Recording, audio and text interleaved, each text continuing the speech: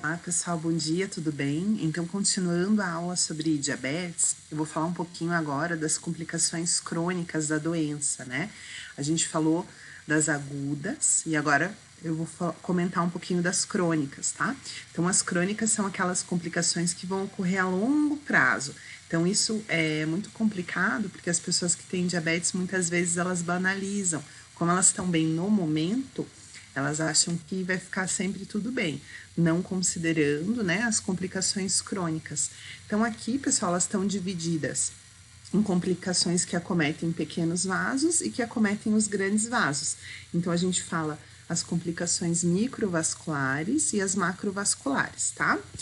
Vamos falar um pouquinho, então, das macrovasculares. A gente já estudou algumas delas, então eu não vou ficar me atendo a elas, mas olha só. Um exemplo de complicação macrovascular é a DAC, né, a doença arteriosclerótica crônica. A gente já viu que quem tem diabetes tem mais propensão a ter a DAC, e é uma doença que no início vai ser assintomática, né, a pessoa não vai sentir. Outra doença vascular cerebral, a gente pode comentar aqui, pessoal, o acidente vascular encefálico, né, uma doença vascular cerebral. A doença vascular periférica, então, principalmente acometendo os membros inferiores, tá? Então, aqui a gente vai ter bastante problemas também. A gente pode ver alterações nas pernas, por exemplo, pelos diminuídos, o pulso diminuído, o enchimento capilar mais deficiente, né?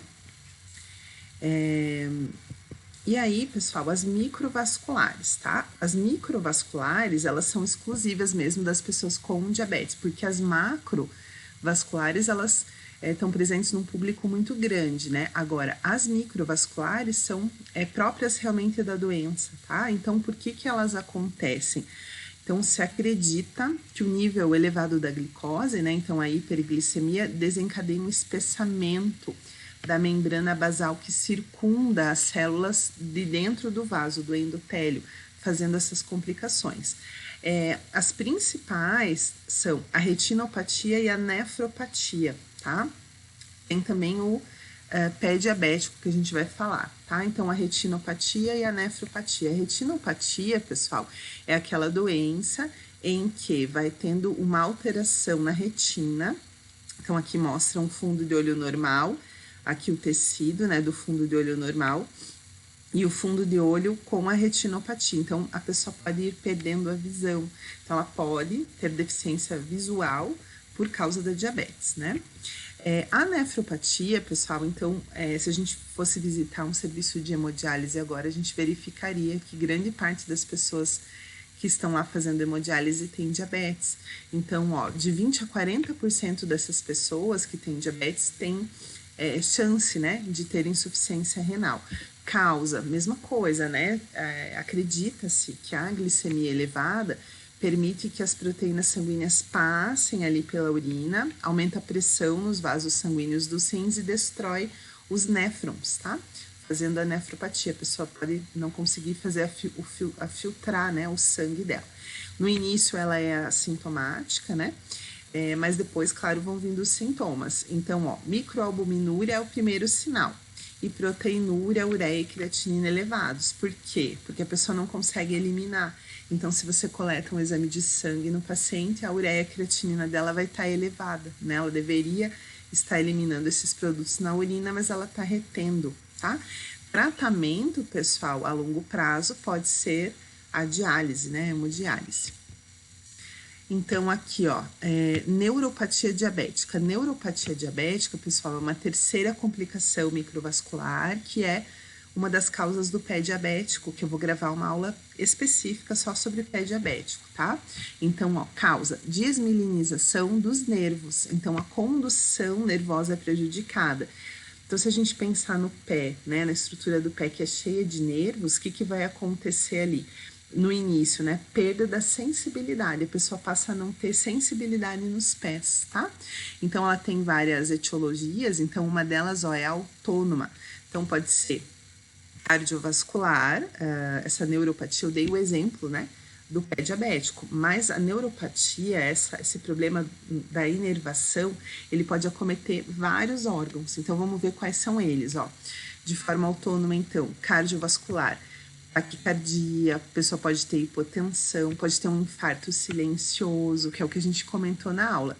Como a condução nervosa está prejudicada, a pessoa que tem diabetes ela pode não ter aquela dor torácica clássica, como as pessoas que não têm a diabetes, né? Porque ela pode ter também a neuropatia, tá? Então, essa neuropatia pode afetar o sistema cardiovascular.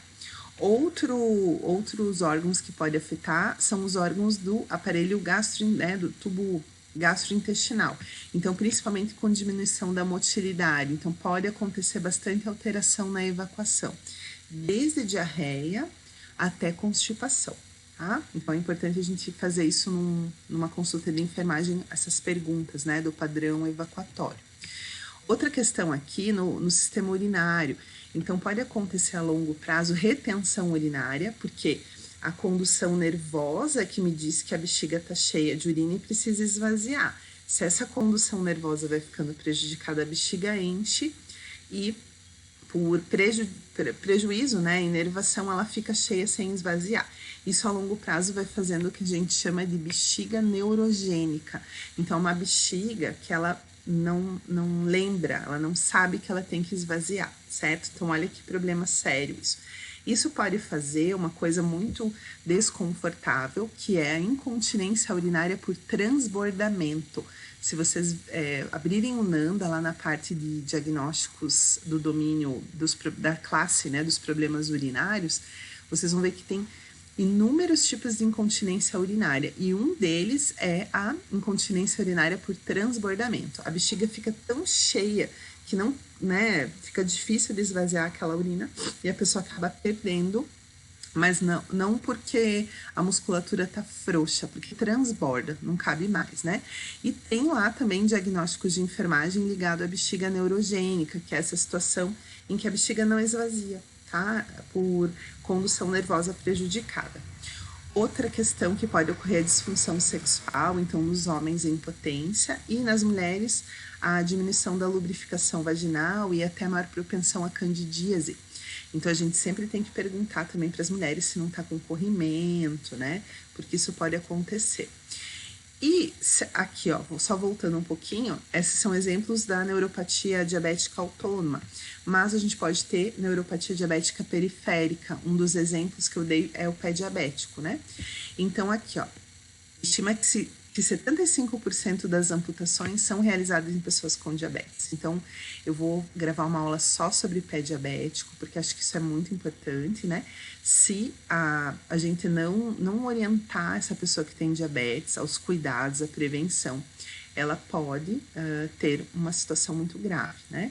Então, o que acontece, pessoal? Eu queria que vocês grifassem essas duas coisas aqui, ó. A neuropatia sensorial, que é a perda da sensibilidade plantar. A gente já vai falar mais sobre isso. E ela pode ou não estar associada à doença vascular periférica. Então, veja, eu posso ter a perda da sensibilidade plantar, porque a minha inervação está prejudicada, e os meus vasos, né, as artérias que irrigam o meu pé, também podem estar prejudicadas com seu endotélio grosso, fazendo com que o sangue não circule direito nos pés. Então, são duas coisas, né, que agravam a neuropatia periférica. Uma é a perda da sensibilidade e outra a doença nos vasos, né, nas artérias dos pés, tá bom? E aí, pessoal, aqui tem algumas imagens, né, de lesões, mas como eu falei, eu vou gravar uma aulinha só sobre isso, tá? Aqui tem um cartaz de educação em saúde, mas eu vou fazer uma aula só sobre isso, que acho que é bem importante para nós enfermeiros, tá? E aqui fala um pouquinho da diabetes insípidos, que a gente não comenta muito, né? Mas a etiologia, a fisiopatologia dela é um pouco diferente da diabetes mellitus, né? Porque a diabetes insípidos, ó, é uma falha no organismo em conservar água, por ausência do hormônio antidiurético, tá? Então, é uma fisiopatologia bem diferente, né? Então, essa diabetes insípidos, ela é ocasionada pela deficiência do hormônio antidiurético, né?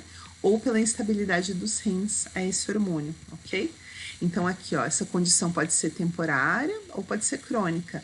Então, aqui coloquei alguns exemplos, né, da diabetes insípidos central, quando a pessoa tem deficiência na produção do hormônio antidiurético, né?